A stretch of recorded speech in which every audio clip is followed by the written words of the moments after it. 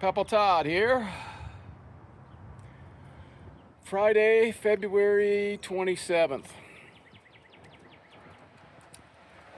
It's a nice day. Lots of traffic. So I figured I would try to clean this thing up from sick week. It was pretty dirty. It was really dirty. So I did the old wiped it off. The inside's still dirty, but I did clean all the tools, and not all of them, some of the junk out of the inside. And I have my other streetcar Camaro, my 2010 SS, triple S, I don't know, stored at a garage down in Southport. That's about, I don't know, it's about 10 minutes from here. And I borrowed a nitrous bottle from Brandon at Automotion. So I think I'm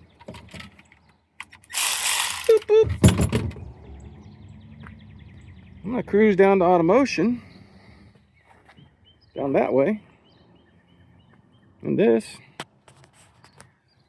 and return that bottle,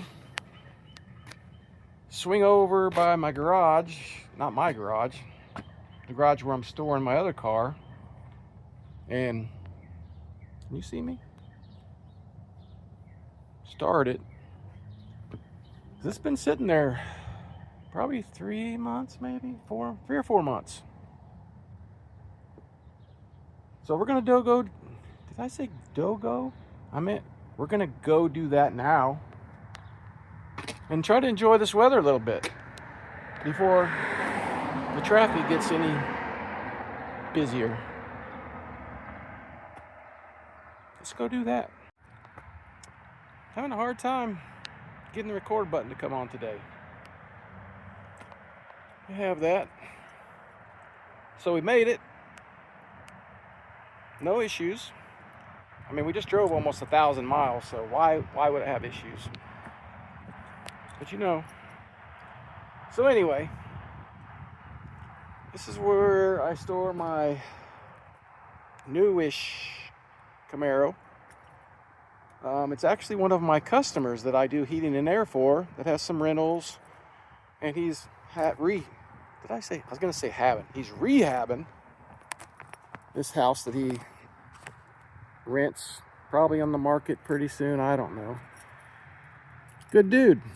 Dale Raber and his brother Randy Raber, good friends of mine. They actually let me store my car in here for no charge. They're good people.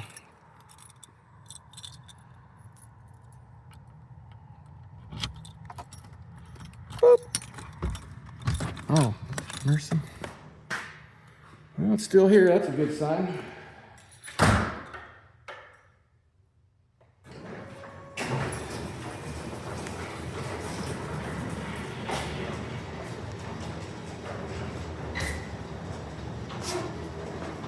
Oh, battery tender's not green. That's not a good sign. Well, you know.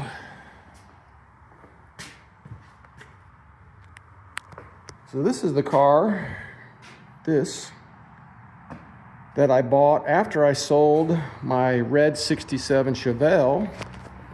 And I told everybody I was retiring from racing.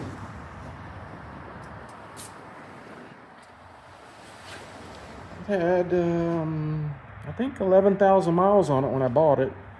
And it's got 22,000 on it right now. I've done a little work to it. I did put on some Mickey Thompson tires. And actually, let's take a look underneath the hood here. I think I'm going to need both hands. Hold, please. Yeah, I'll have to edit that out. I fought this little thing for about 45 seconds. Seemed like a half an hour. So we got the hood open. So at 17,000 miles, 17,000 miles,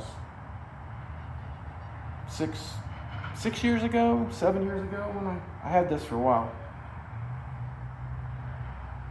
I think it was an L99 automatic version of the LS3 locked up on me. It was having some issues with the DOD, cutting in and out, shooting smoke out. I think something stuck inside. Solenoid, oil, I don't know.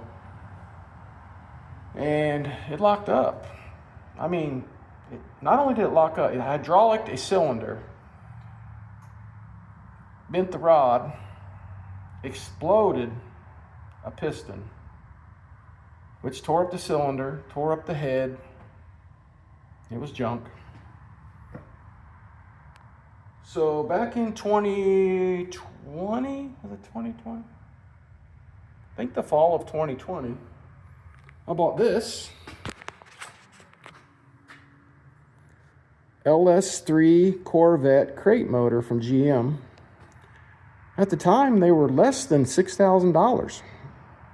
I mean, it's a pretty good deal, I thought. Warranty. I could have got a higher horsepower version with the bigger cam and all that. Not for this car. I want to keep this thing smooth. So I bought the standard 430 horse LS3. And I did have to do a little work to it. It was a little fiddly. Had to clean the intake out. That's kind of weird because there was pieces of piston in the intake. It was a mess. But I cleaned everything out, put the long block in, put it all together. I did have to change the balancer, and I had to put my Camaro oil pan on because the Corvette oil pan is different and the balancer spacing was different. But I pre-oiled it, fired it right up.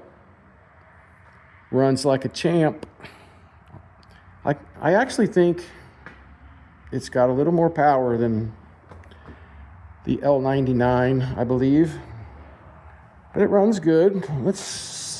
I've had the battery's in the back underneath the spare, but I've had the battery tender on it, so it's a little dirty, but hopefully she'll fire right up. Or maybe not, I don't know. Where's my keys? I got lots of keys in my pocket. Oh, mercy.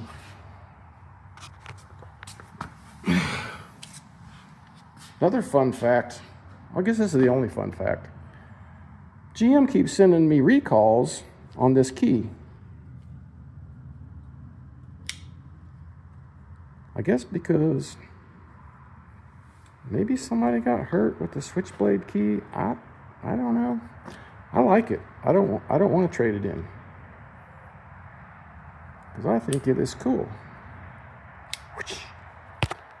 All right, let's. Come on, baby. Cranked a little slow for sure. Oh no, my hood is open. That's fine. We know that. And it looks like my little tire sensors are. I don't have that. So now we have. I don't know. I guess now we have 26,000 miles. 2010. So that is another fun fact. Wow, the date's even right.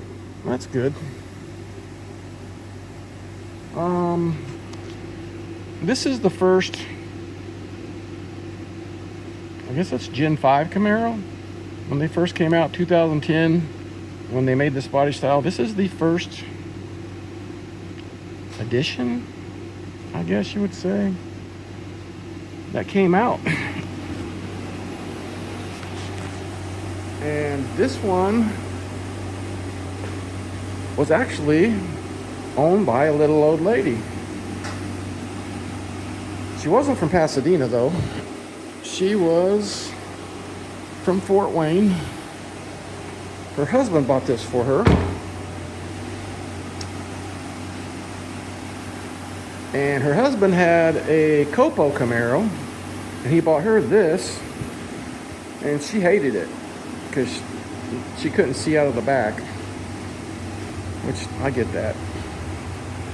That's why I think she put these old man mirrors on here. I like them. I'm gonna leave them on. But yeah. So another fun fact, this car, 1982 Camaro Z28, true Z28, it was the first edition of that body style. So I got the first edition of that body style, first edition of this body style, which it's fine. I love them both. I do remember my father saying when I was in my teenager, I guess, my teenage years, he said, Todd, if you buy a new car, don't ever buy the first year that it's made, because you'll have all kinds of problems.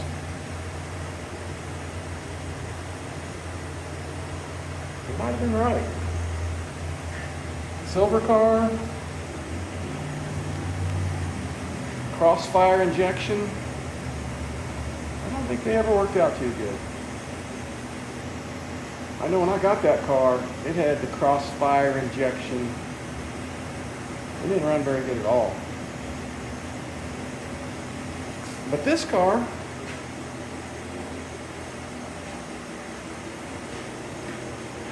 it didn't run very good either. You'll have that, I guess. It runs good now. Might need a new battery. I'm not really sure, but yeah, just thought I would bring you along. It's a beautiful day outside here in Indiana. I mean, it's probably 60 degrees outside, maybe a little warmer, I'm not sure. But that's all I got. Tell somebody that you love them. People don't get tired of hearing that. Have a good night.